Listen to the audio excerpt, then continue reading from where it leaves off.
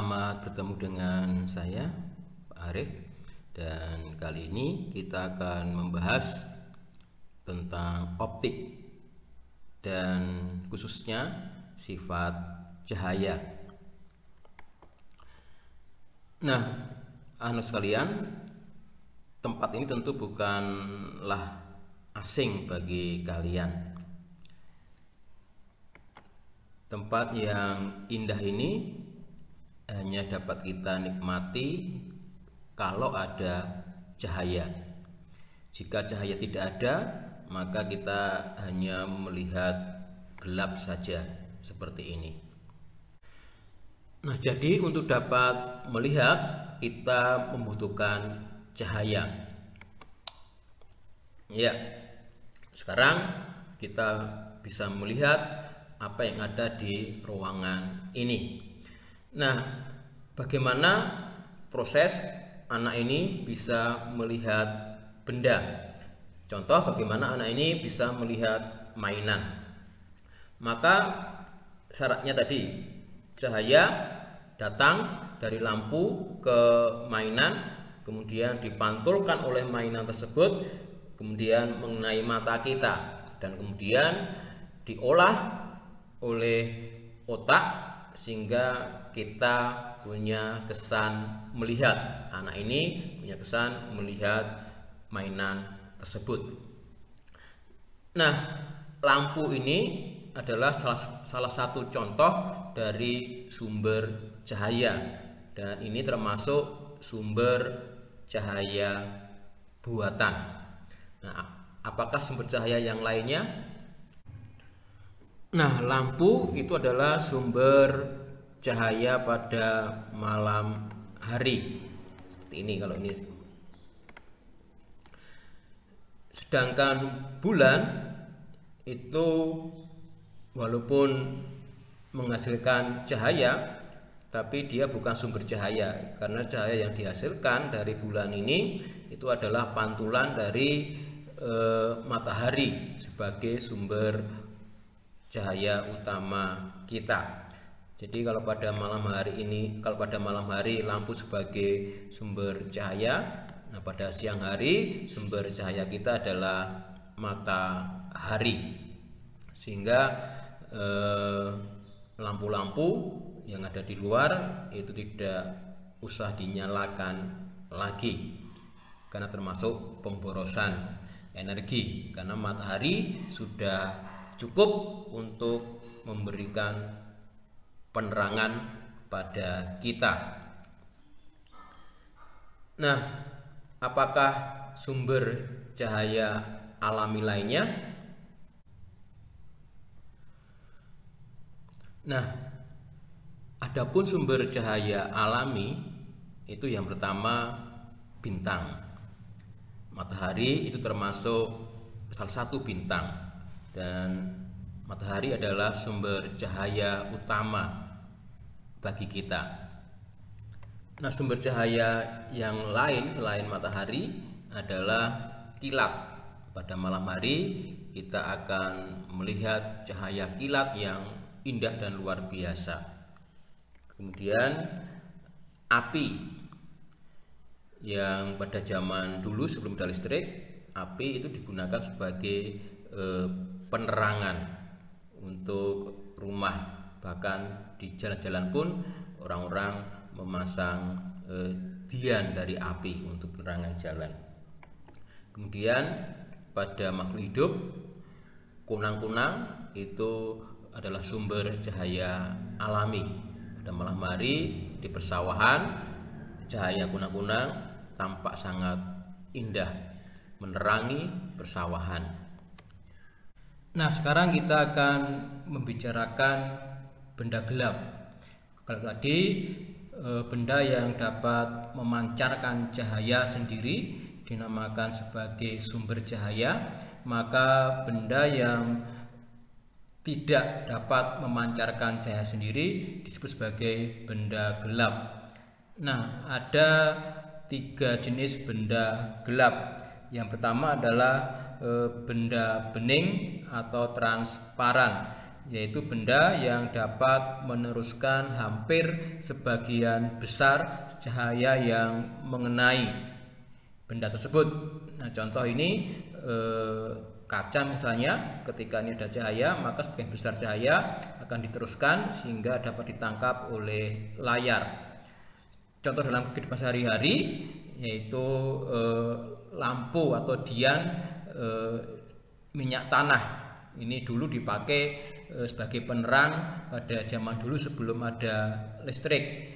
Jadi supaya cahaya itu memancar ke segala arah, maka ini dikasih kaca, bahasa Jawa itu semprong. Nah, kita dapat melihat api dari luar sini dengan jelas melalui kaca ini. Juga di bawahnya juga tempat minyak dibuat dari kaca bening supaya kita dapat melihat persediaan minyak bagi lampu ini. Benda yang kedua adalah benda tembus cahaya, yaitu benda yang dapat meneruskan sebagian cahaya yang mengenainya.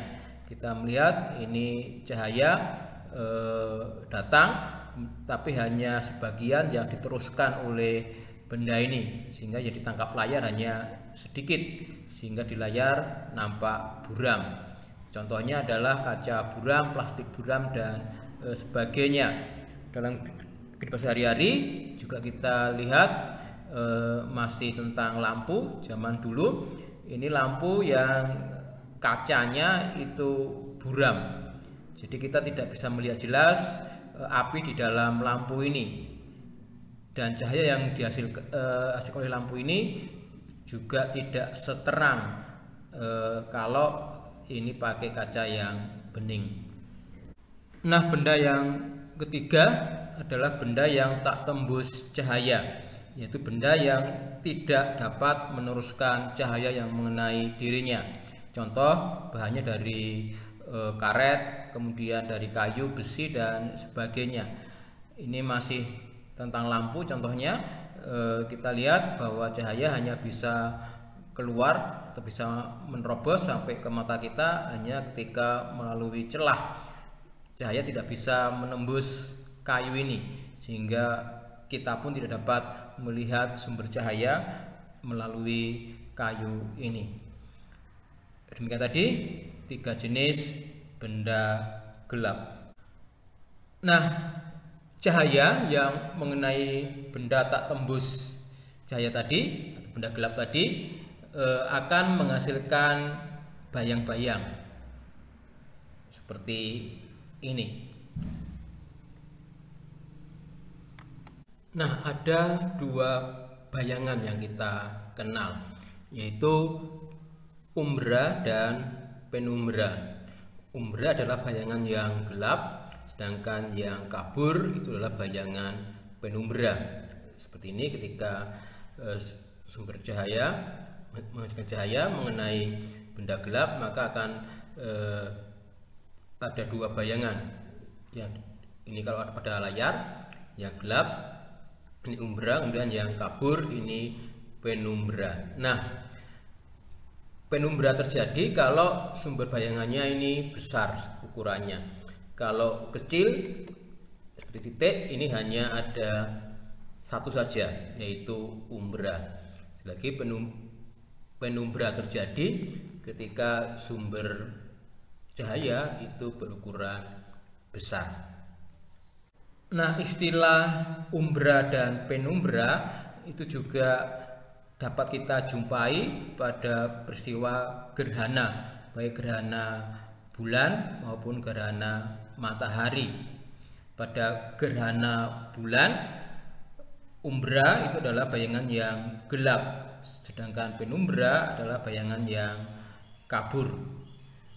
Dan daerah yang mendapatkan bayangan umbra, dia akan melihat gerhana bulan total atau gerhana matahari total.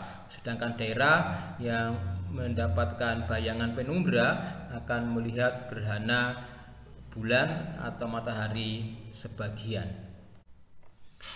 Nah, kita sekarang ke jenis berkas cahaya. Ada 3 jenis berkas cahaya. Yang pertama ini kita lihat, ini yang sejajar atau paralel.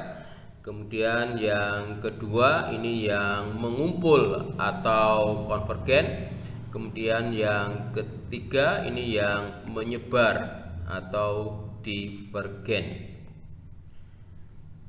Saya ulang lagi, ada berkas cahaya sejajar, mengumpul, dan menyebar,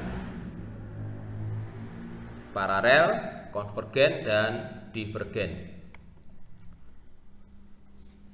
Nah, kita masuk ke sifat-sifat cahaya.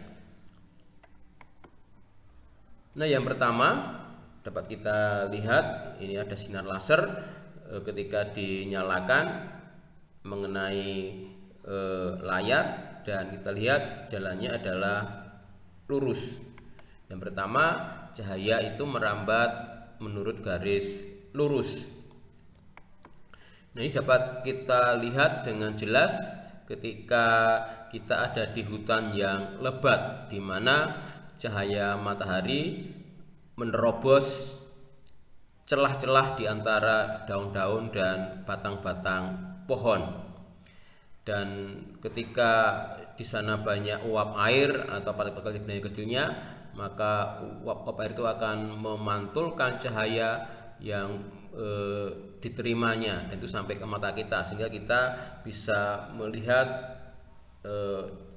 rambatan cahaya matahari. Dan kita lihat ini adalah garis lurus.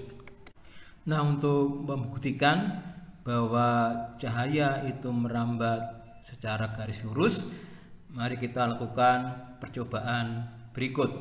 Ini dulu waktu kalian di SD mungkin juga pernah melakukannya. Jadi kita ingin agar cahaya dari laser ini sampai ke belakang layar yang ketiga ini. Bagaimana caranya? Nah, yang pertama kita harus melewatkan cahaya melalui celah yang ada di layar pertama. Ini ada lubangnya, ada celahnya. Kemudian cara yang sama kita harus melewatkan cahaya lewat celah yang kedua, dan akhirnya kita harus melewatkan cahaya pada celah yang ketiga. Ya, sudah sampai ke belakang layar ketiga, dan ternyata celah tadi membentuk garis lurus. Ini pembuktian pertama bahwa cahaya merambat secara garis lurus. Ya, yang kedua kita akan melakukan percobaan dengan cara meniru bagaimana melihat rambatan cahaya di hutan, di mana uap air itu memantulkan cahaya dari matahari. Nah, sekarang kita akan melihat bagaimana melihat rambatan cahaya matahari melalui pantulan cahaya yang mengenai debu. Mari kita nyalakan dulu lampunya.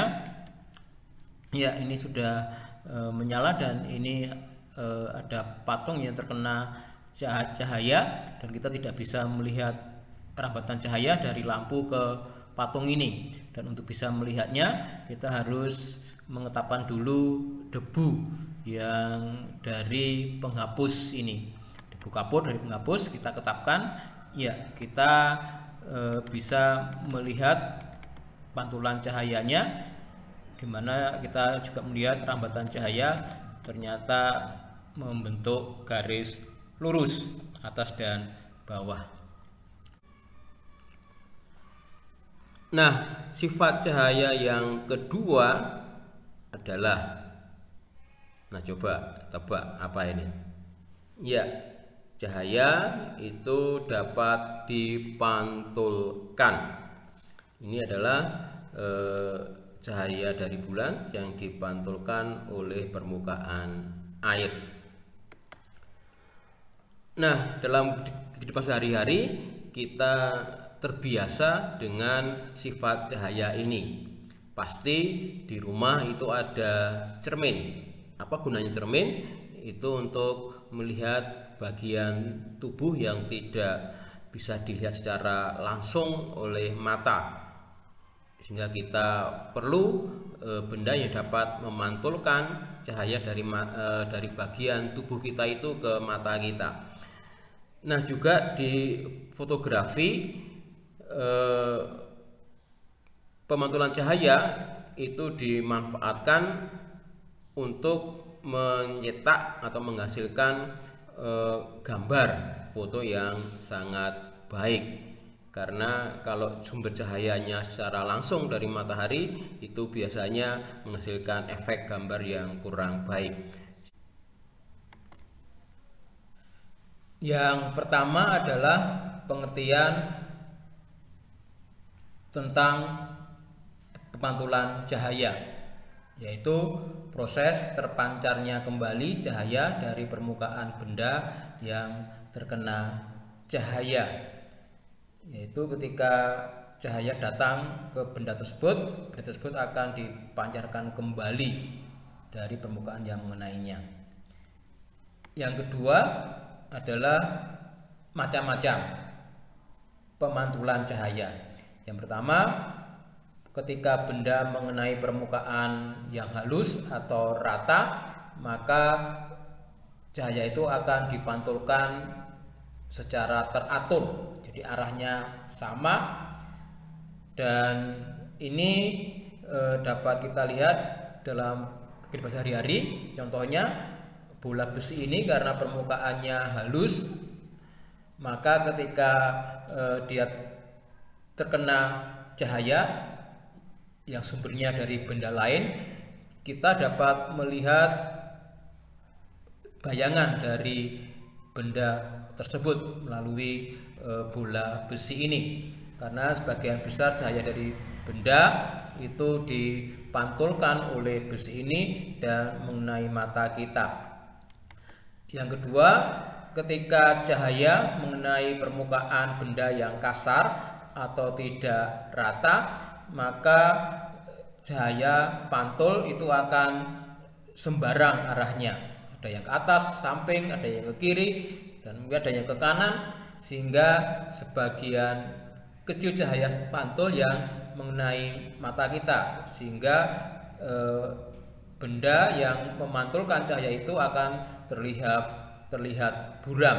Ini namanya pemantulan baur atau difus, pemantulan yang tidak teratur.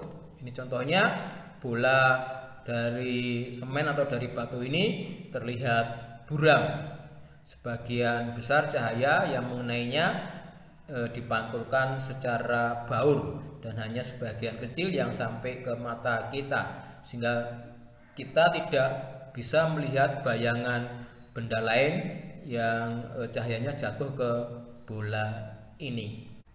Nah, yang ketiga, mari kita mencoba melakukan percobaan sederhana tentang pemantulan cahaya.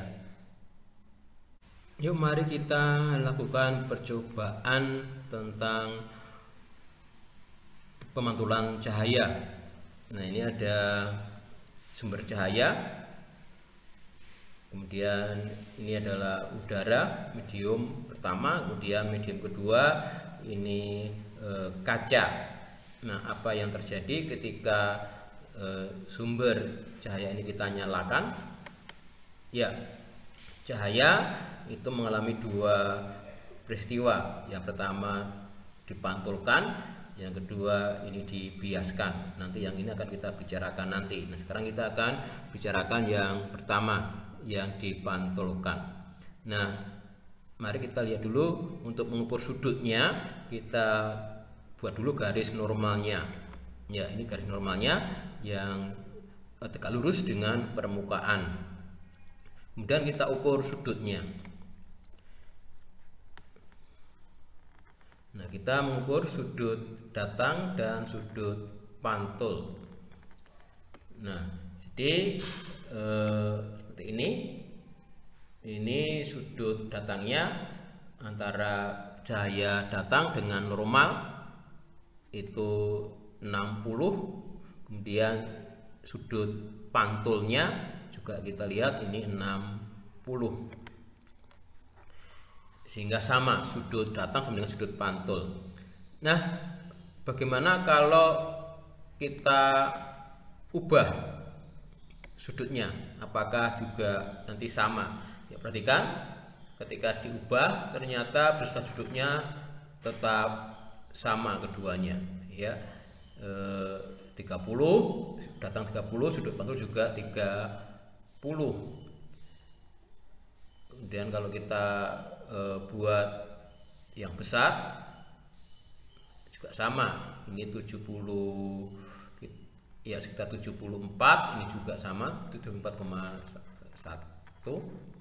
jadi sama, ketika sudut datang diubah maka sudut pantulnya juga besarnya sama dengan sudut datang. Nah, secara jelas Bapak Snellius itu memberikan hukum pemantulan cahaya sebagai berikut. Yang pertama, sinar datang. Ini sinar datang, garis normal, ini normal, dan sinar pantul terletak pada satu bidang datar. Kemudian yang kedua, sudut datang, yaitu ini sudut antara sinar datang dan normal. Kemudian itu sama dengan sudut pantul, yaitu antara sinar pantul dan normal. Jadi sudut datang sama dengan sudut pantul. Nah, proses pemantulan cahaya ini juga terjadi ketika kita melihat suatu benda itu berwarna tertentu.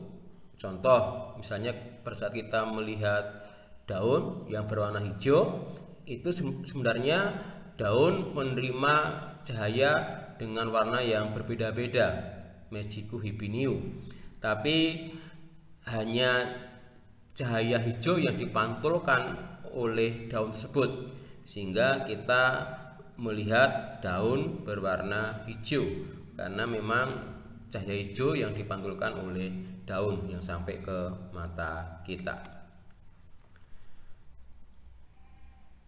Nah, yang ketiga, coba kalian pasti pernah ke sungai, ke laut, atau ke tempat yang airnya jernih, dan ketika ada benda yang lurus dimasukkan ke air tersebut, maka benda tersebut akan terkesan bengkong atau tidak lurus lagi, seperti gambar ini. Nah, ini karena cahaya itu dapat dibiaskan. Nah, apa itu pembiasan cahaya? Nah, mari kita lihat percobaan sederhana berikut. Ini ada gelas, ini tanpa air, diletakkan di depan layar yang bergambar tangan. Ya, tangan yang menunjuk, yang bawah itu menunjuk ke kanan, yang atas menunjuk ke kiri. Nah, apa yang terjadi ketika gelas ini diisi air? Yuk kita saksikan. Ya, yang bawah itu arahnya berbalik menjadi ke kiri. Ya, tadinya kanan ke kiri, nah sekarang yang atas itu berbalik ke arah kanan.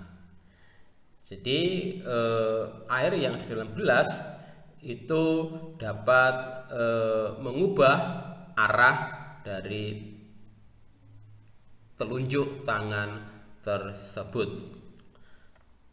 Nah, mengapa ini terjadi? Nah, ketika cahaya itu datang dari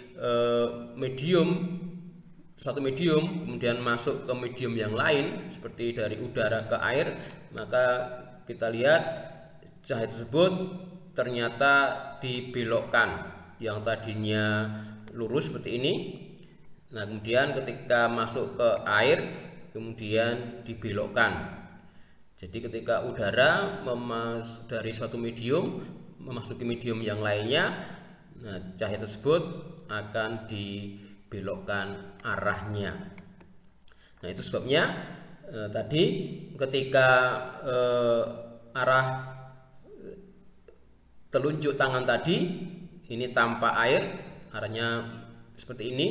Ketika ini ada air, maka arahnya dibalik, karena cahaya dari sini dibelokkan, yang apa juga dibelokkan, sehingga sampai ke mata kita itu seperti ini, arahnya berbalik. Nah, kita dapat melakukan percobaan yang lain yang sama prinsipnya, nanti akan menghasilkan sesuatu yang indah.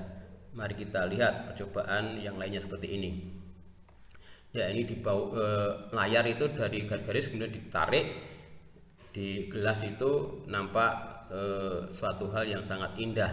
Kemudian ada gambar, ada tulisan yang dibuat sedemikian rupa sehingga menampilkan tampilan yang indah di gelas yang diisi dengan air.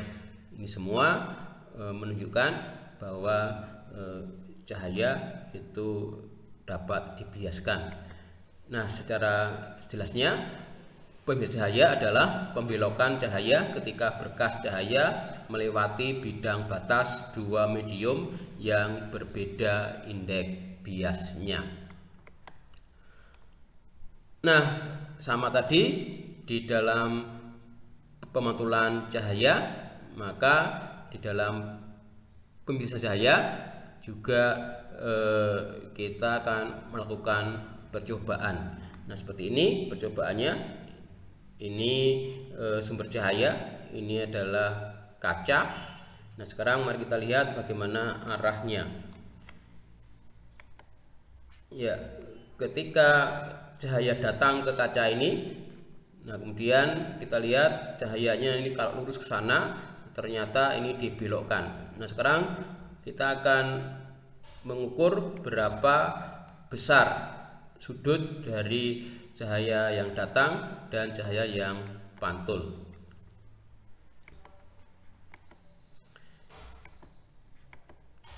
Ya, ini sudut datang antara normal dan cahaya datang.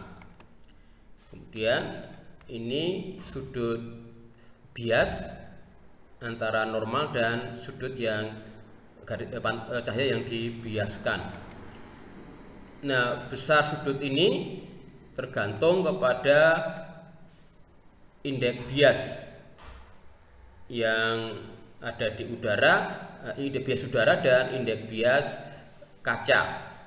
Nah, apa itu indeks bias? Indeks bias adalah perbandingan kecepatan cahaya pada tempat hampa, pada ruang hampa, yaitu C 3 kali 10 pangkat 8 meter per detik dibandingkan dengan kecepatan cahaya di medium tersebut. Jadi indeks bias udara itu perbandingan kecepatan cahaya di ruang hampa dibanding dengan kecepatan cahaya di udara.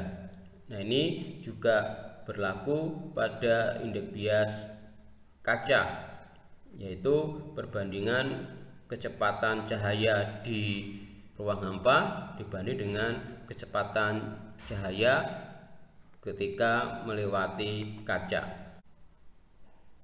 Nah, ternyata hubungan antara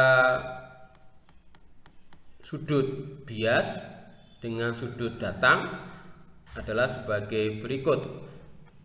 Sinus sudut bias dibanding dengan sinus sudut datang itu sama dengan indeks bias medium 1 dibagi dengan indeks bias medium 2. Jadi kalau bentuk perkalian itu lebih mudah mengingat bahwa sinus sudut datang kali indeks bias mediumnya sama dengan sinus sudut bias kali dengan indeks biasnya. Ini kalau dibuat dalam perkalian. Nah, mari kita lihat apa hubungan antara medium 1 dengan medium yang lainnya ketika cahaya itu dibiaskan. Ini percobaan menggunakan kaca plan paralel. Nah, ini cahaya datang, kemudian masuk ke kaca, dibelokkan, dari kaca keluar udara lagi juga dibelokkan.